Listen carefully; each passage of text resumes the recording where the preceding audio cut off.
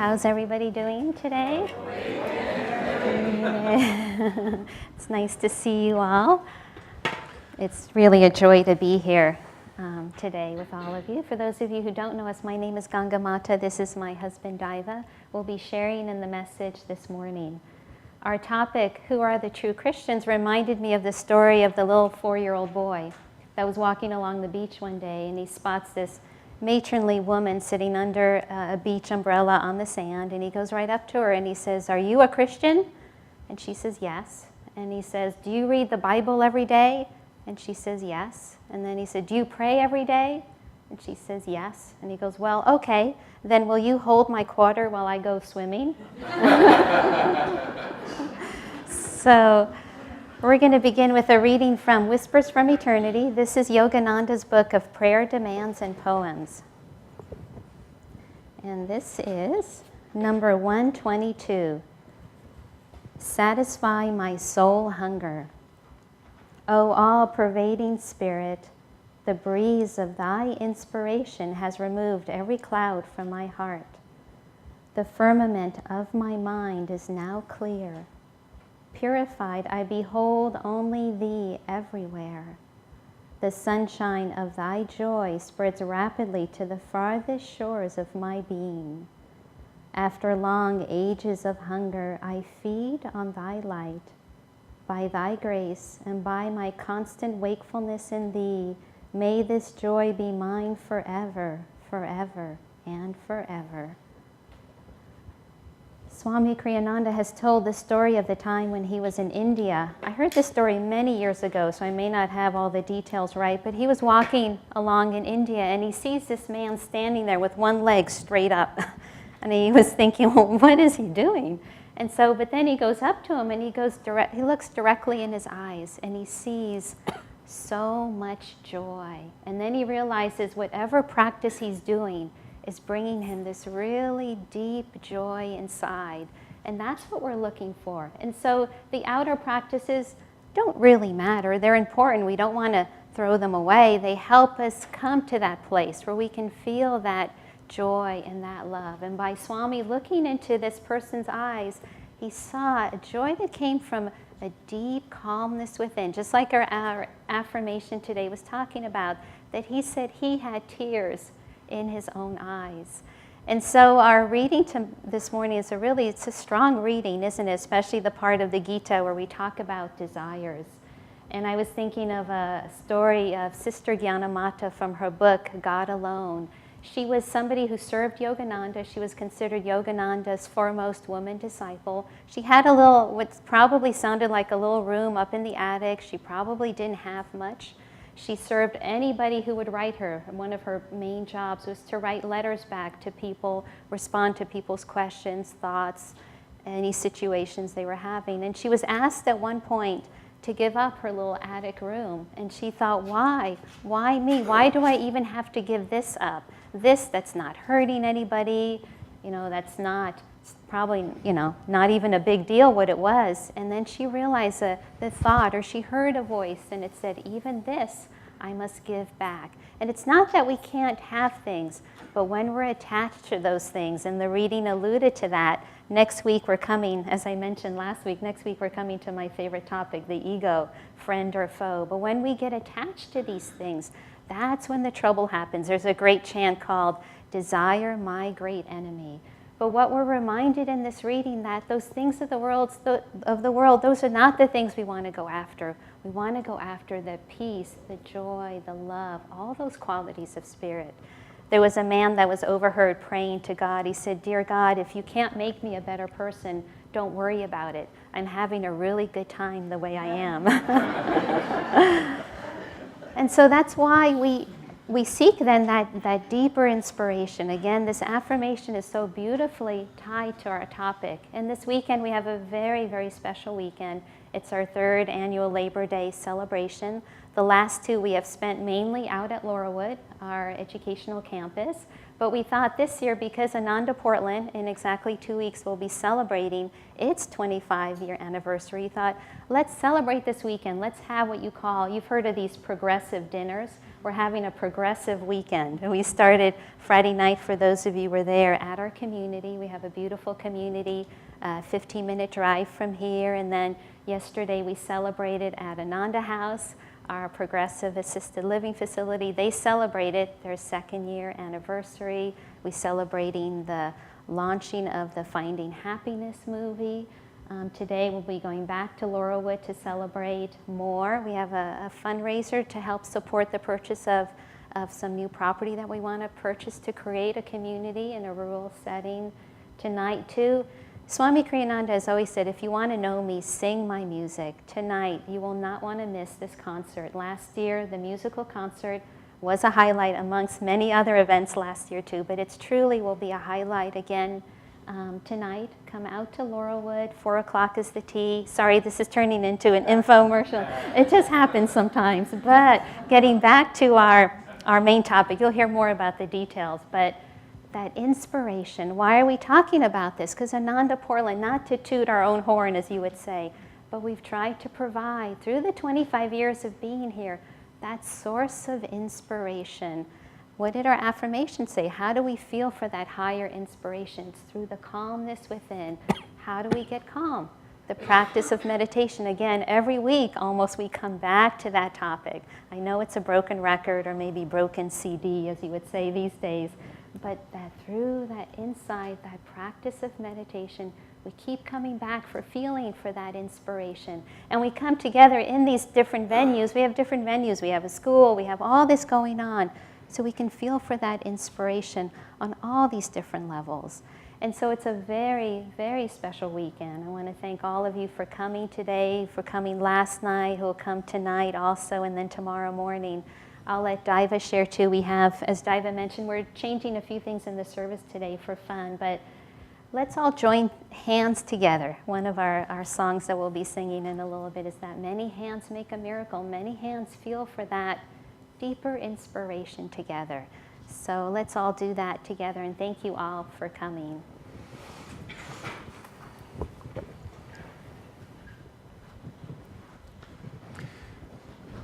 Good morning. I realized I was here for 3.5 years back in 1991 to 95, and then we've been here since 2004. And so I realized I've had the privilege to be a part of Ananda in Portland for over half of its life. And I remember when I first moved here, well actually the first time I came through, and I think this is relevant to the topic today. First time I came through it was in 1989. We were touring a play by Swami Kriyananda called The Jewel in the Lotus. And I was fairly new to the path, and I was fairly new to Ananda, and I had a very small part in the play. But Swami Kriyananda, he's always encouraged people to be very courageous in reaching to express their deepest understanding of where light comes from, of what brings happiness and joy and freedom into life. And so, and he's always encouraged participation in what he calls the joyful arts. So music and dance and theater, and he's written several plays that are very inspiring, and this one had caught our fancy, and a young woman who was part of the work at the village at that point was theatrically minded, and she helped put together a production of this, and we did it at the village, and then we had so much fun we thought, well, let's take it on the road, and we'll go to all the different Ananda centers, and so we did, and we came here, and you know, it's funny. I'm so glad that the things of this path work. Because I look back at the arrogance and the self-importance and the judgment, and I'm glad so much less of that exists inside. But we got here, and Portland was having kind of its own private little depression at that point. And I used to watch Portland go through its own little economic cycles. Well, it was having one, and it was a very low-key city, and I thought, good God. Why would anybody ever want to live here?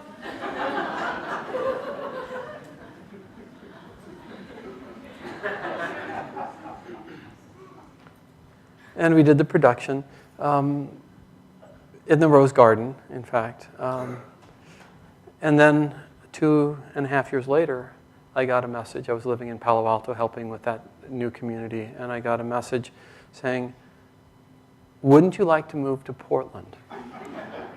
And after a pilgrimage to India, I did in fact move up here. It was December of 91, and I was here until middle of 95. And it was, Divine Mother has got a wonderful sense of humor, because from the very moment I arrived here, every single day, I swear there was not one single day under any condition where when I walked out the door of my home, I wasn't, there wasn't a time when a wave of upliftment and sense of incredible beauty and vitality would wash over me. And I would think it was the most beautiful place in the entire planet. And I realized that a part of that gift, a part of what God was giving me was never judge. Never, ever judge, because the places where it isn't obvious are often the places where the deepest and richest beauty are held. Even to this day, I find the privilege of being in Portland to be one of the most astounding things of my life, and the ability to serve here. I am also quite often amazed at the peculiarities of... I've never been any place on the planet where people culturally drive below the speed limit.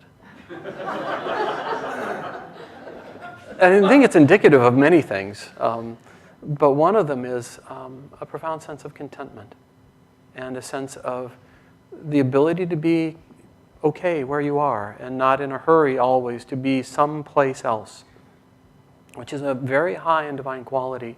The topic today is, who are the true Christians? And desire is the topic about what causes us to fall away from the experience that Christ was trying to bring to us. Christ didn't come here for himself. He came to help us understand how life works and where... We watched the movie last night. Swami Kriyananda, I bookmarked. Swami Kriyananda has spent his entire life seeking God and helping others to find him. But in the process, he's gone from giving talks and Sunday services to writing books to then giving more and more widely public talks to making tapes when they were there, then CDs, and then DVDs, and then television shows. And then he decided, what the heck, let's write a movie or two or three. So for the last few years, he wrote movies. All of them trying to help people give access for people to understand where fulfillment in life comes. Because that's why Christ came. That's why all the masters come, is to help us. It's a response to our call. And this beautiful movie was done, and the fear was it was going to turn into an infomercial about Ananda, and it had all the capacity to do that, but it was brilliantly put together. And so it's not. And it's one of the more touching and uplifting movies I've ever seen. I've seen it now 6 times. And each time I see it, I find myself stirred more deeply. It named itself. It was originally going to be Cities of Light, was going to be the name of the movie. But when the director actually played the finished cut, there was still no title, no formal title. And there's a theme throughout the movie of people talking, because it's really, truly, it's people telling their own story. But repeatedly, it's all about finding happiness. The purpose of life is to find happiness. The purpose of getting past the ego is to find happiness. The purpose of service is to find happiness. The purpose of everything that we do, the first things that we do, are to find happiness. The egoic gestures that we make, the things that we do to claim power and exercise ourselves more and more fully. And it does, in fact, bring us a greater sense of involvement in life and a greater sense of power moving through us and light moving through us. And happiness, joy and energy are synonymous. Happiness and joy. Joy is happiness without condition, if you will. But the greater the flow of energy, the greater the experience of joy, the greater the experience of God's presence, if you will. Teilhard de Chardin said, the presence of joy is the surest sign of the presence of God. The problem with all the things of ego is that they do not last. And all the things that we acquire, hoping that we will find through them our happiness, become boat anchors in a very short period of time.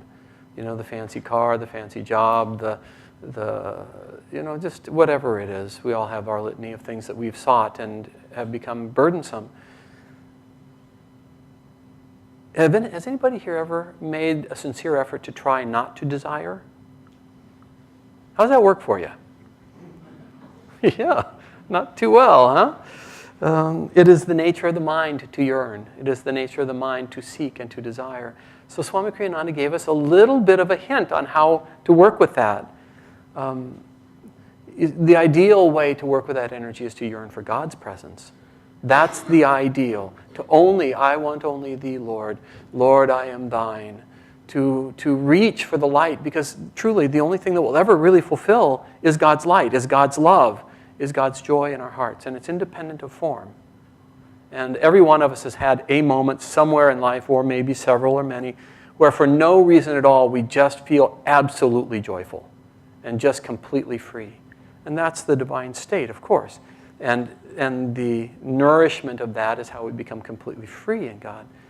But then the mind steps in, and there's the great story of the man in the meadow, and it is a beautiful day.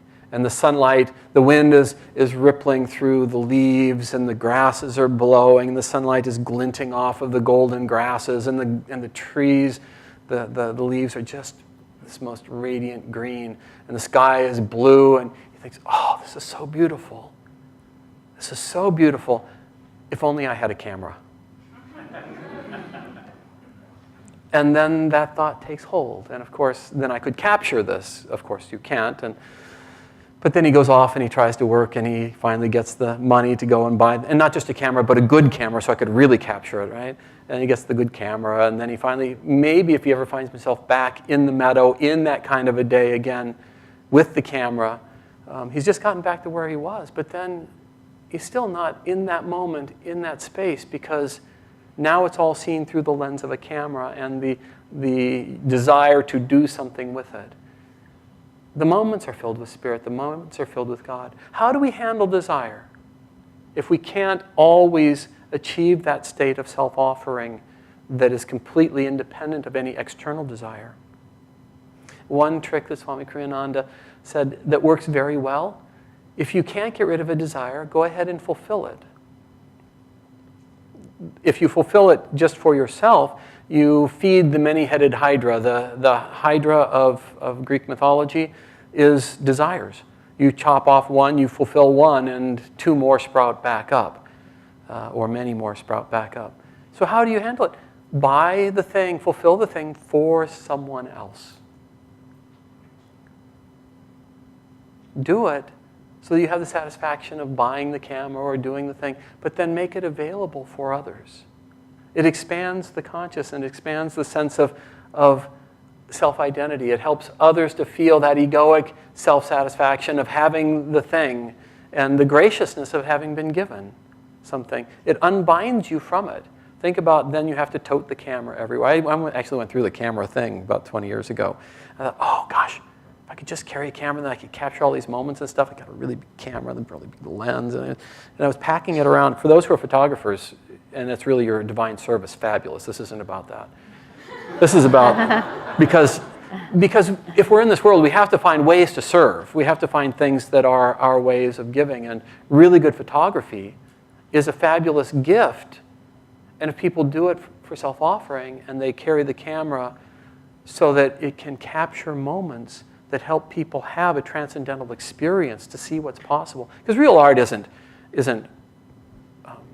just snapping pictures. Real art is photography. It's channeling spirit through that medium so that when people see the picture, they feel something transporting. But that wasn't me. I wasn't there yet. I was just trying to take pictures. And I got this camera, and I remember about 6 months into it, lugging this 40-pound behemoth. I mean, I was just always, I was around my neck. And it just colored, it tainted every single thing that I did. And finally, I put it down because I realized I wasn't going to get to the point where I was a good photographer. I was just a picture taker. And I receded from it, and I remember the freedom. And I kept the camera around as a reminder for a number of years. And that was when it was film. And then I still had it back when film became archaic, became like stone tablets. And I don't know, it's just been fun to watch. We're in a moment. Ananda, all along the way, has provided opportunities for people across the 25 years to increasingly expand their consciousness, increasingly let go of personal desire, and to use the friendships that we share with each other to come together in service to each other and to others, to help people find the desire. One of the purifying desires is, and one of the reasons for having children, one of the reasons for teaching, one of the reasons for being involved in relationships and stuff is to expand our sense of self-identity. When you're married, when you're in a relationship, when you've got close friends, when you have children, you realize very quickly that your happiness is dependent upon theirs. Absolutely. If your friends, if your family, if your children are not happy, your life is going to be somewhat less than. And we start to learn that by self-offering and giving and caring for others more, their happiness washes back on us, and it's far more freeing and far more satisfying. This temple is a reflection of that. We're sitting in this. This temple was built by the self-offering of hundreds of people across, big remodel across a year very intensely. There were a couple hundred people that were involved in the beautification of this place so that we can hold these services. And every week, every time we come in here, you can feel, if you feel for it, you can feel that self-offering. You feel the joy that went into the creation of this. And the beauty of this reflects. And then every week, every time there's something happening, there's more self-offering. All the efforts to beautify what's already here with the flowers, with the music that comes up, with the meals that are served, with the cleaning. Think about the last time you, as an extension of your own desire for happiness, chose to enrich somebody else. You chose to go ahead and fulfill that desire, but in an expanded way. This last 25 years has been a succession of that, and people take it as far as they can, and in any given life, most of us are not going to become completely free. We go as far as we can, and then we pull back, and we kind of rest. I've discovered there seems to be a pattern, for me at least, and I'm guessing it's probably more universal than not, that we get to a point where we really can't stand ourselves anymore. Our lives are just far too small and petty, and we squirm inside our own skin, and we yearn for something. And then if it's a sincere desire for something more that's uplifted and expanded, God answers. And if we've been at this a long time, God will often answer with a divine teacher, a guru, a spiritual master who can help us find how to really break free from that self-limiting experience of ourselves. And so we find it, we go, oh my God, thank God I found the path. I found something that's real. We try it, we do it, it changes us. And we go, oh, wait a second. This really works. And then we go, God, this feels better. It took a lot of work to make the bridge from where I was to here, but this is so much better. In fact, this feels pretty darn good. In fact, I think this is good enough. And right? And then we start to rest back into the contentment. It's bigger than it was, but it's nowhere near as big as it needs to be really endlessly fulfilling. And so we sit there and we kind of push away for a little while, and maybe days, maybe weeks, maybe years, maybe decades. But after a while, what happens? Invariably, the container gets too small again. We continue to grow. We fill in that size of reality, and we start to yearn again for the next step, the next level.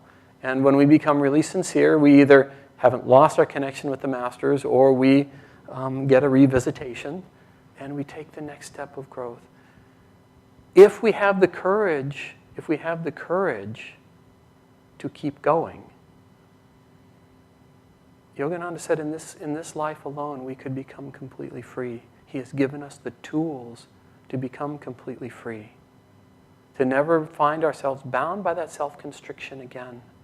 He said, evolution, that expansion of consciousness, goes on endlessly until endlessness is reached.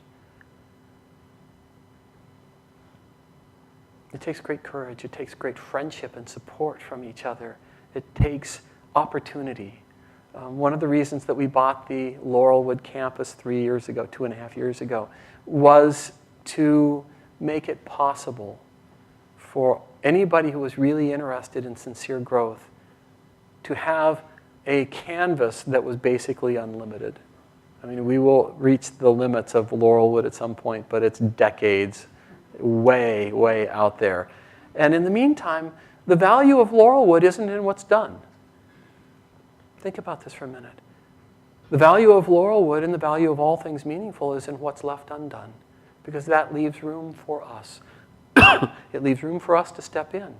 It leaves room for us to exercise our self-offering into the creation of something of meaning and beauty that can bless others.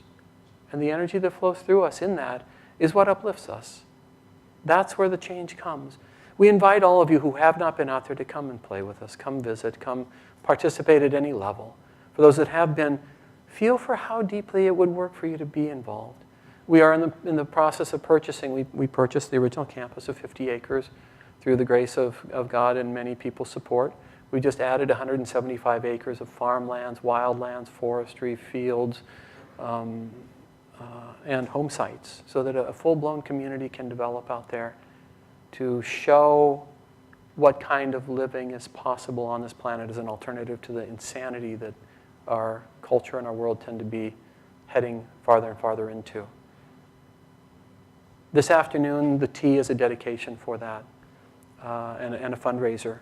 You know, donations are wonderful, loans are wonderful, but this is a divine thing. Yogananda said that this pattern of life of creating communities that expand consciousness and give people a possibility and experience is a divine thing, and it's essential. It's deeply needed on this planet at this time, because it's the whole momentum of our culture and the whole momentum of this world is into self-destruction. And it needs examples, not just good ideas, but examples of alternatives. And so that's what's being created through the love of God and through the self-offering. And it's just simply that simple process of, I desire happiness. I desire to find a way to use my time and energy to help fulfill that happiness. I've been around long enough to realize that just getting it for myself is not enough. That somehow finding solutions and answers that embrace other people's realities and their happiness is a major part of what's going to bring me the deep and lasting happiness that I seek. We've had 25 years of building. I see Nitai back here. He was the first minister 25 years ago. Would you stand up for just a minute? Or, yeah. He was the pioneer and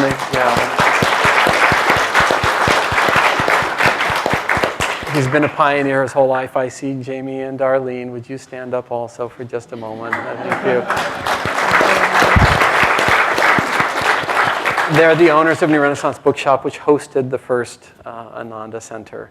And, you know, just from those early days, this enormous movement of consciousness and energy. I think we probably taught maybe 5, 10, 15, 20,000 people in the Portland area to meditate, held yoga postures classes, held classes on how to live, how to find truth and happiness. And this is just the beginning. We have 2 million neighbors. We're in the middle of the Pacific Northwest and then the West Coast, and that contentment that's resident in the hearts, in the culture here in Portland, and the beauty and the connection with nature and the graciousness of spirit that's woven into the culture here, I think makes it possible, more than any place I've ever been, for Portland to become a city of light.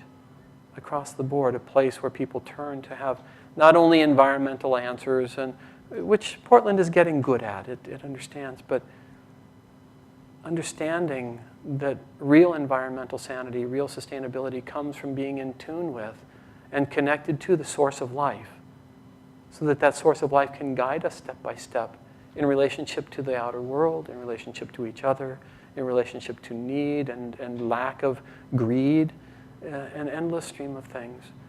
We're going to have now a little bit of music. These are the 2 theme songs of Ananda, and they're the 2 different aspects of what it takes to find happiness. The first is you have to claim your own spine. You have to claim your own willingness to find that core that's connected to truth no matter what. And then you have to grab hands with others who are willing to do the same thing. Because it's only when we come together with that power and that strength and that joy and that freedom and commitment that the miracles actually happen. Can we have the choir come up?